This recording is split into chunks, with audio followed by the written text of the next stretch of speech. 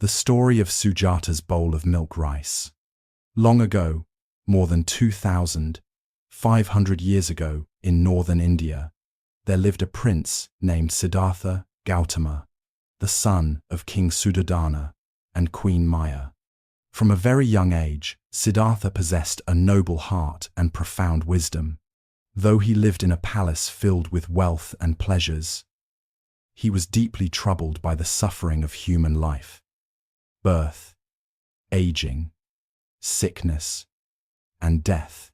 This concern grew stronger with time until it moved him to renounce his royal life, his wife, and his newborn son in search of a path that could bring liberation from suffering for all beings. After leaving the palace, Siddhartha studied with several renowned teachers of his time. He mastered high levels of meditation and spiritual discipline, yet he still felt that ultimate truth had not been attained. Seeking a more radical path, he turned to severe ascetic practices, believing that by mortifying the body, he might achieve enlightenment. For 6 long years, he dwelled in forests, surviving on meager food, sometimes only a grain of rice, a sesame seed, or a fruit from the wilderness.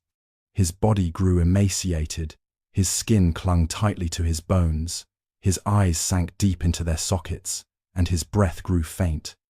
At times, death seemed near. Yet, after years of self-denial, Siddhartha realized that this extreme path brought no clarity. The weaker his body became, the dimmer his mind grew. Without health and strength, true concentration and insight were impossible. At that moment, he understood. Neither indulgence in luxury nor torment of the body could lead to awakening. The truth must lie in a middle way, a balanced path between the two extremes. At this very time, there lived a young woman named Sujata, the daughter of a wealthy landowner in the nearby village of Senani, near the river Neranjara. Sujata was gentle, kind, and devout. Once, she had made a vow. If her heartfelt wish were fulfilled, she would offer a special gift of gratitude, a bowl of pure, fragrant milk rice. When her prayer was answered, she prepared the offering with utmost sincerity. One morning, Sujata brought the warm bowl of milk rice to a sacred tree by the river, where she believed a forest deity resided. As she approached, she saw a frail ascetic sitting beneath the tree. His body was thin and weak, yet his face radiated a serene light unlike any other. At once, Sujata felt that this holy man was the worthy recipient of her offering.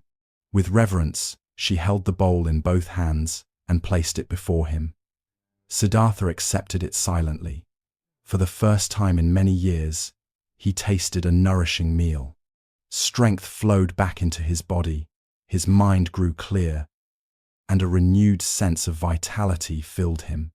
That single bowl of milk rice saved him from death and confirmed his insight that the body must be sustained in order for the mind to realize truth. Afterwards, Siddhartha went to the river Neranjara, bathed, and cleansed himself of the dust of long years of hardship. Then, he walked to the foot of the Bodhi tree in Uruvela. There he spread a mat of kusa grass and sat down firmly.